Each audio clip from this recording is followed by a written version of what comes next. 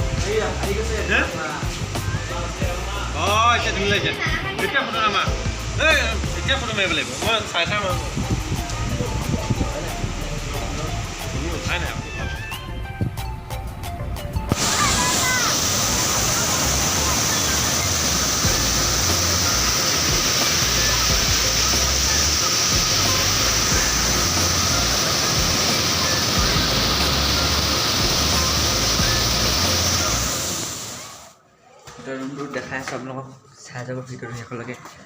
আৰু কাইলৈ থাকিম, পৰহিলৈ থাকিম, চতকীৰ দিনাখন ওলাই দিম ইয়াৰ পৰা।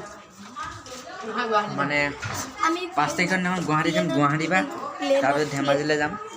ভিডিঅ'টো শেষলৈকে চাই যাব। সেইদিনাখন ৰুমকেইটা চাই লওক আৰু লাগেজ চাগেজবিলাক ক'ত থৈছোঁ। এইটো আমাৰ মাহঁতৰ ৰুম। তাৰপিছত আমাৰ ৰুম দেখাই আছোঁ।